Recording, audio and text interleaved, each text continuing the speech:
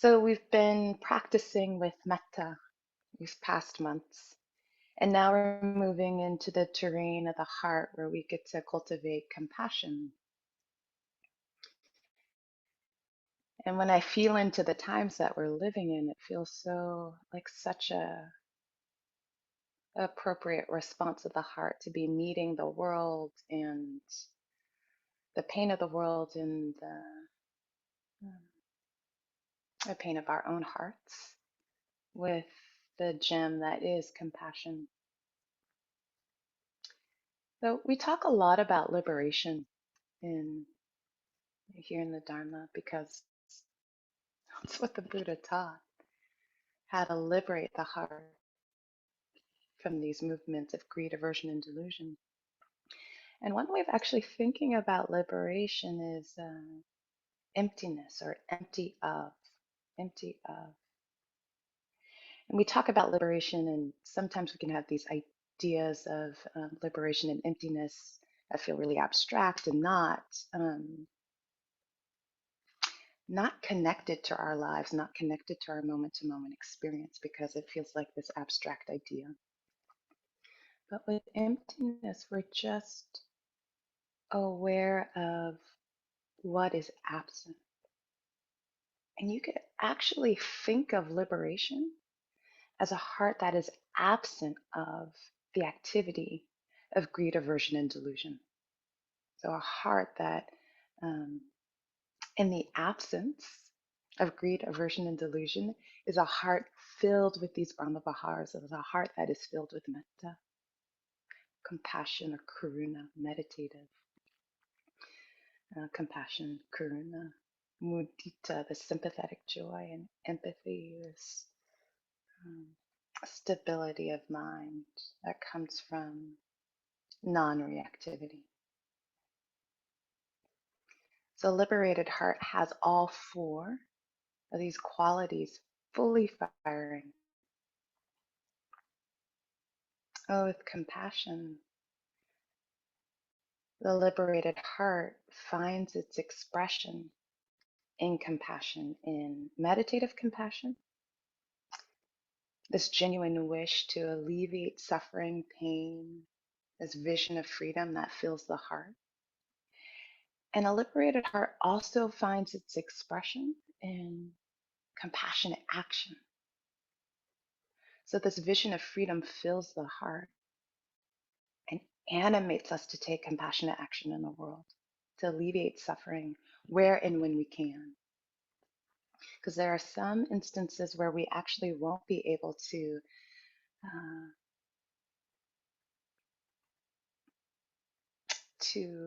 help dissolve the roots.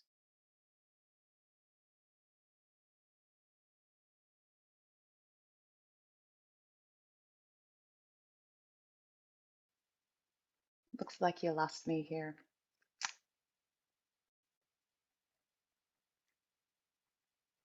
Okay. You're back. So Lori, can you just give me an update of what what was said and or what was heard or what you missed? Because it looks like I left the room and I just came back. It was just a second. You were saying to alleviate suffering where and when we can. Mm.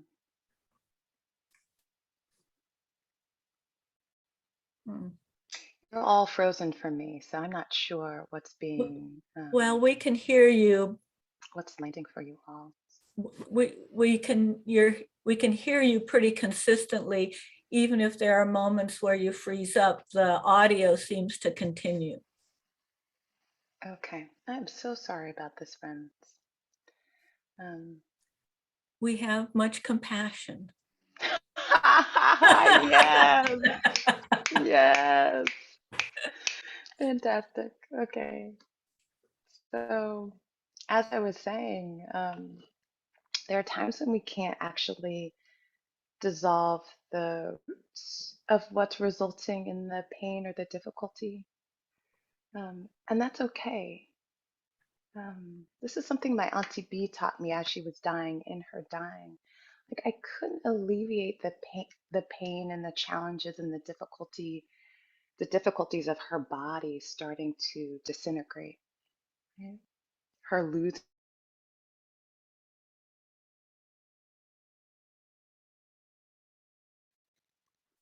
Mm. But I could actually be with her in her pain so that she wasn't having to bear her dying alone.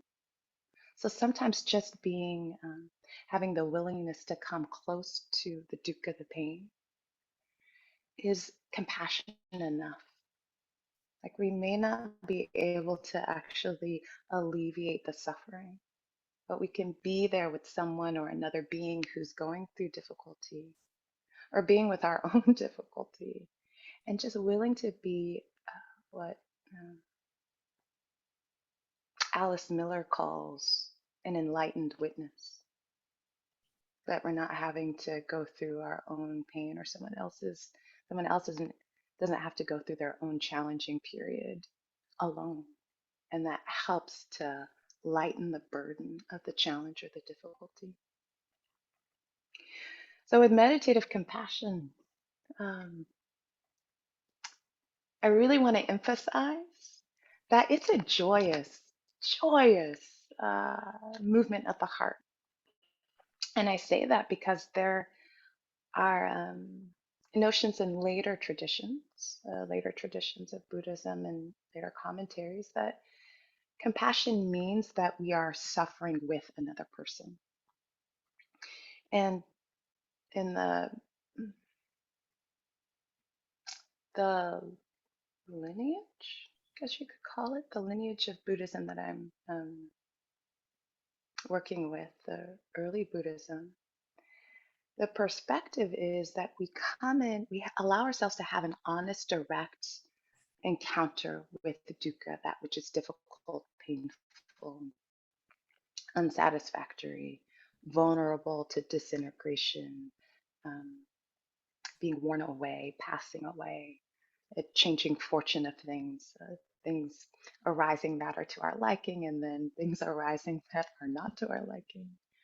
Um, that there's this inevitable dukkha of life, and that we can come in contact with that, have a direct, honest encounter with that.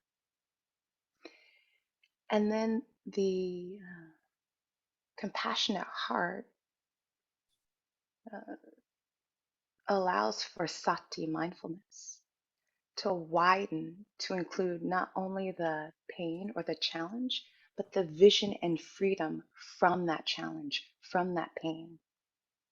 So it actually, the compassionate heart does come in contact with the pain, comes in contact with the difficulty, but then it takes up as its object through mindfulness, through sati, this vision of freedom, this wish for the pain to be alleviated, to be abandoned or eased, mitigated.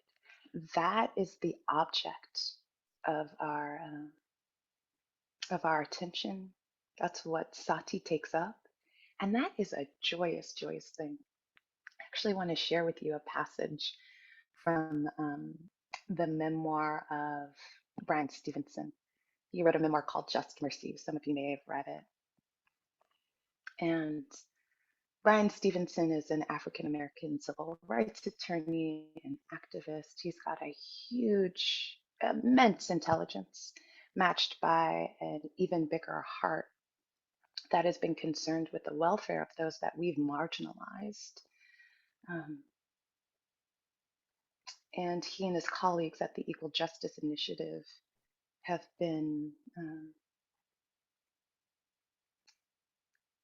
arguing cases before the Supreme Court, going to different systems here in the United States to help free people who have been falsely accused of a crime, who are currently serving sentences. He's done a lot of work to free children who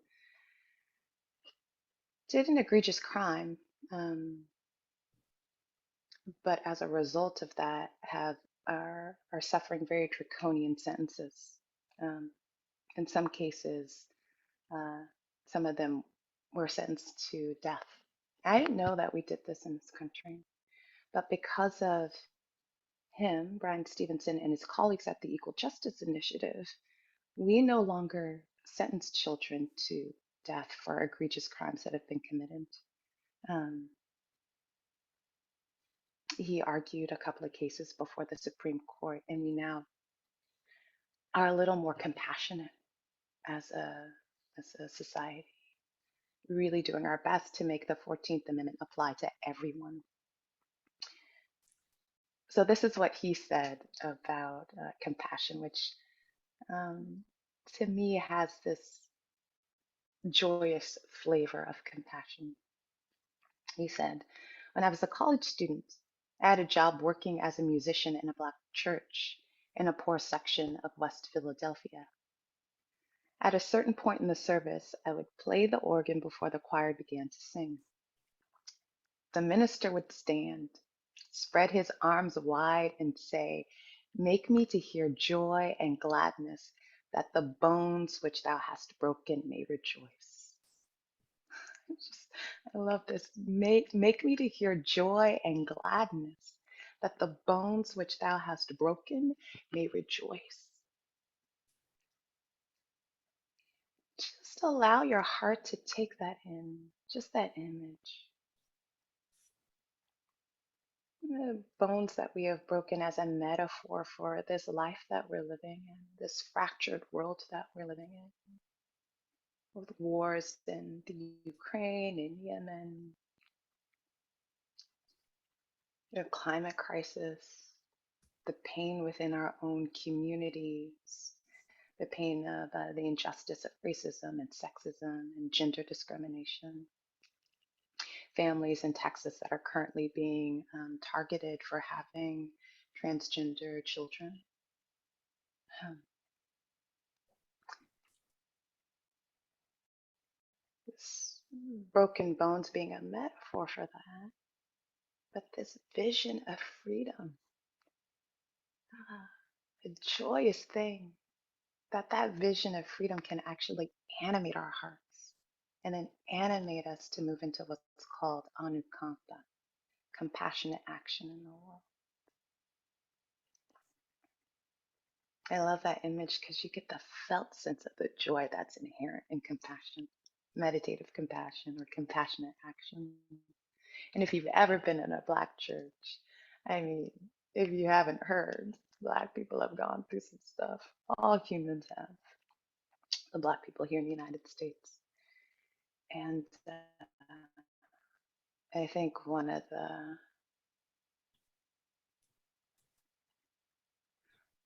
the qualities as a community, as a group of people that we've cultivated is joy, being able to make a joyful noise amid all the challenges that we've endured as a people.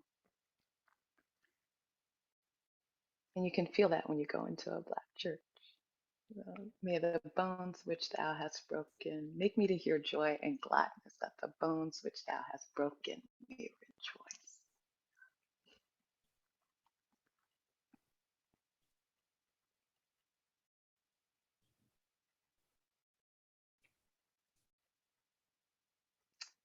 Is there anything else on compassion I want to share before we move into a guided meditation?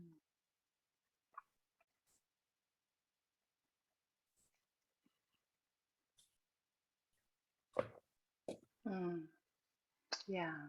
So, in compassionate action in the world, again, the heart is just filled with this wish, this vision of freedom. And the vision of freedom is it's a joyous thing to see, well, choose anything. Like all the children of our world being cared for and well fed, uh, their goodness reflected back to them and bubbling over with happiness. That's a beautiful vision of freedom. And when that fills the heart, of course, it wants to express itself in the world to make that vision of freedom real in the world. This anukampa, compassionate action. Joseph Goldstein reminds us that compassionate action, there isn't a hierarchy. Right? And that compassionate action it will move through you, and it will be an expression of your gifts, your interest, and your resources like time and energy. So we don't need to think that our compassionate action is less than because we're not out um, working with Doctors Without Borders or something in a war torn area. We can just allow our heart to like, connect with the immediate pain or challenge or difficulty that's in our immediate environment and say, how can I help? What can I do? Well, how can I alleviate this challenge, this difficulty? If I can't alleviate it, how can I lessen it? There's no hierarchy of compassionate action.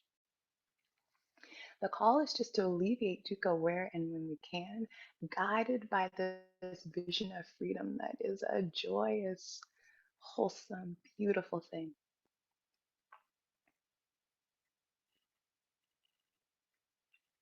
And just remembering that there is this beautiful figure eight between meditative compassion and compassionate action. Actually, compassionate action has its roots in meditative compassion. I just want to leave you with the words of Gil Fronsdale, who I love his words around this because it reminds us of the interconnection between meditative compassion and compassionate action. Doing this deep work, he's talking about meditative compassion here, but doing this deep work and really arriving here, being interested in here, discovering the samadhi, the settledness, this happiness, this contentment, the deep work of equanimity, of just being here, transforms us into people who are peacemakers in this world. People who can step back into the world with compassion and care for the world in an important way. It's not an escape. He's saying that meditation, this meditative development, this meditative cultivation is not an escape. It's a preparation, a sacred preparation for the sacred work of caring for each other in this world that we live